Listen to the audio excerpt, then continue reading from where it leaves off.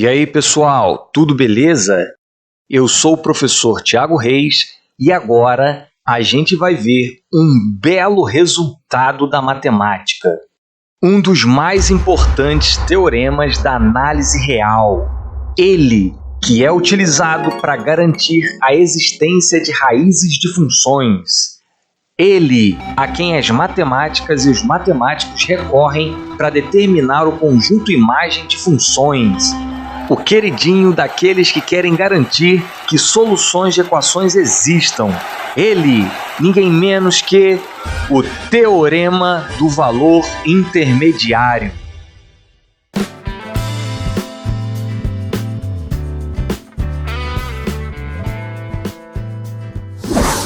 O teorema diz que, sendo A e B números reais, com A menor do que B, f uma função do intervalo fechado AB em R e D um número real, se f é contínua em AB e f de A é menor que D, que por sua vez é menor que f de B, ou f de B é menor do que D, que por sua vez é menor do que f de A, então existe C no intervalo aberto AB, tal que f de C é igual a D.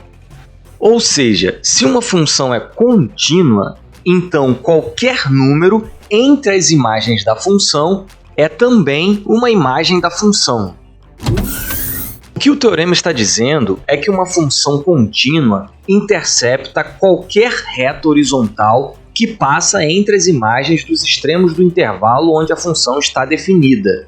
Ou seja, qualquer reta horizontal toca o gráfico em um ponto correspondente a um valor do domínio. Pode ser uma função decrescente, pode ser uma função crescente, pode ser uma função não monótona, a reta pode estar próximo do f de A reta pode estar próximo do f de B, a reta pode estar bem no meio do caminho, pode ser qualquer função, pode ser qualquer reta, não importa.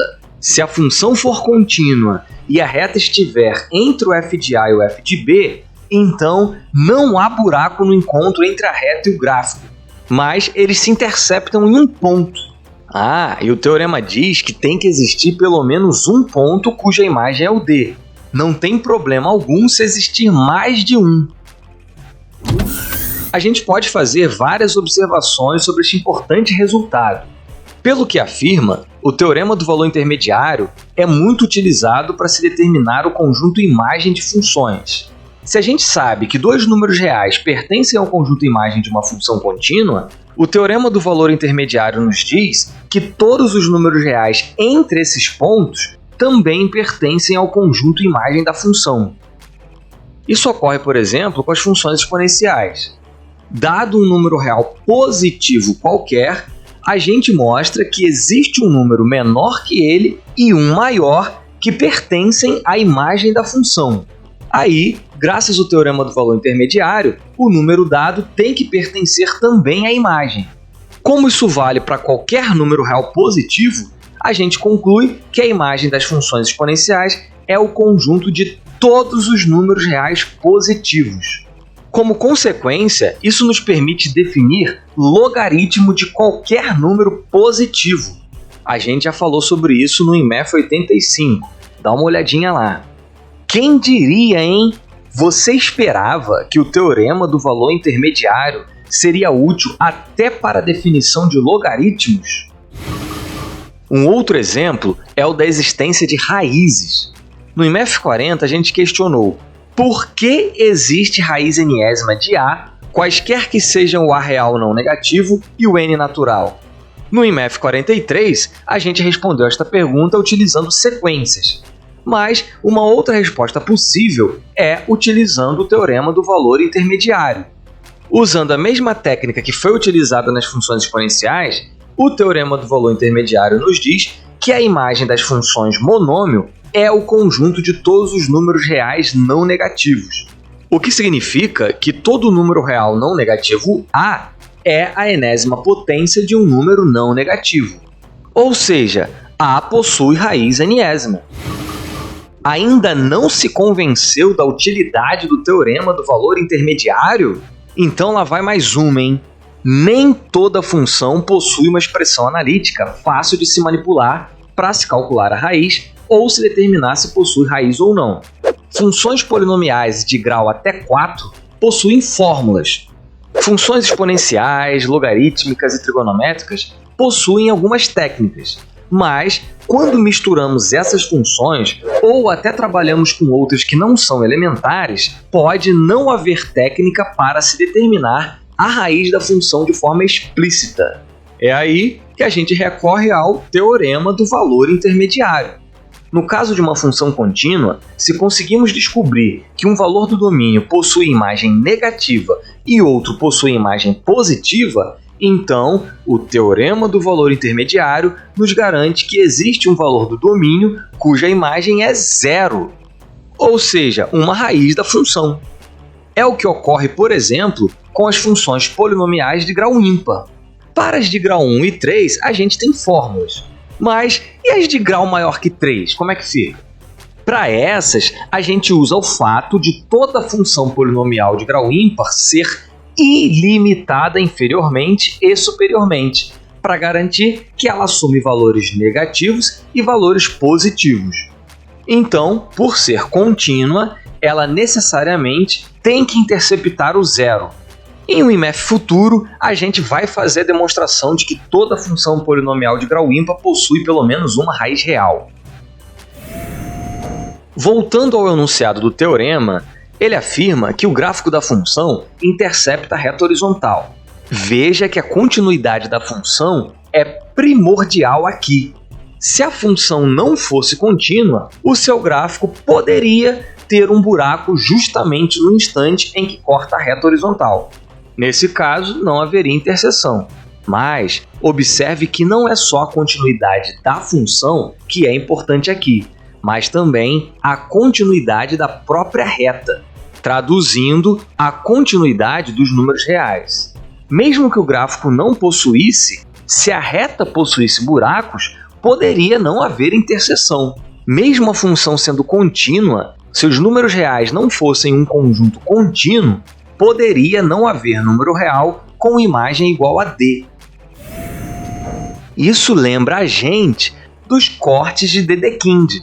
Como a gente comentou no IMF 32, Dedekind conseguiu formalizar a continuidade da reta, observando que se cortarmos a reta em duas partes, então necessariamente o corte passa em cima de um ponto. E isso tem toda a semelhança com o teorema do valor intermediário. A gente pode dizer que para uma função contínua em um intervalo, se cortarmos verticalmente o gráfico, então necessariamente o corte passa em cima de um ponto. Inclusive, cabe comentar que historicamente a percepção do teorema do valor intermediário veio antes da formalização de número real. Não o teorema enunciado e demonstrado como a gente conhece hoje, mas já se admitia que uma função que é parte negativa e parte positiva tem que interceptar o eixo horizontal em algum ponto, que era assumido ser real. Após esta percepção, e para fundamentar outras, é que Dedekind propôs o conceito de corte. Cabe ainda comentar que a continuidade da função é essencial para que o teorema do valor intermediário seja válido de forma geral, ou seja, para que a gente possa garantir a existência de C, tal que f de C é igual a D, para qualquer função. No entanto, a gente pode fazer uma ligeira modificação e enunciar o teorema de forma equivalente da seguinte maneira: se f é contínua, então para todo D real que está entre f de A e f de B, existe C entre A e B, tal que f de C é igual a D.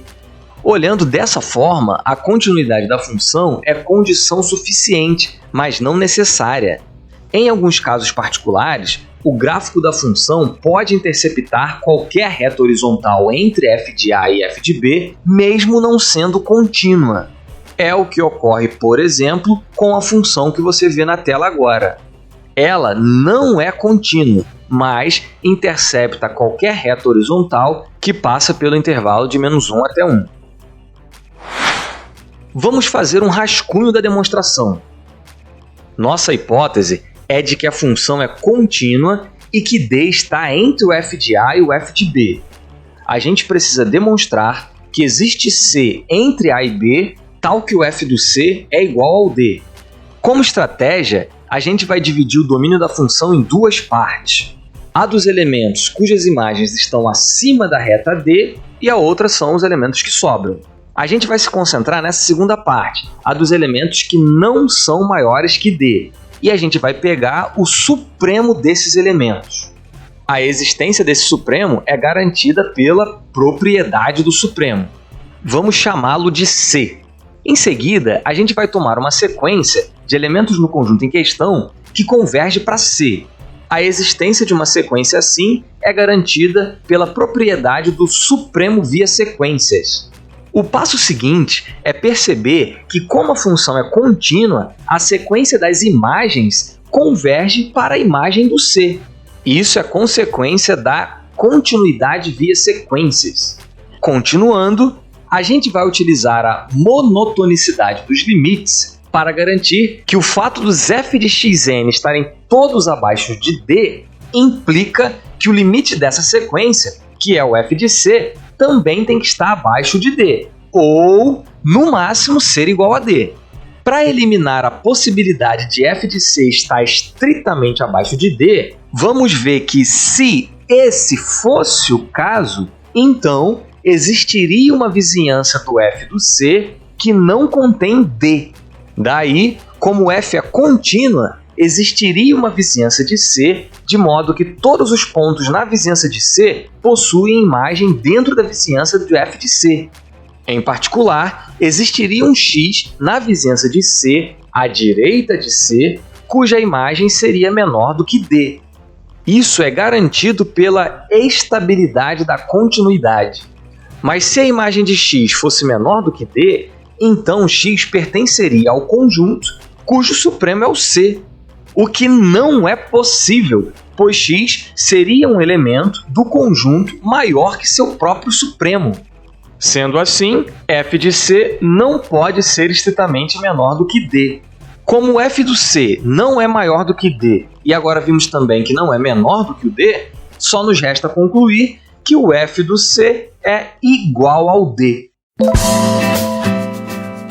Valeu, pessoal!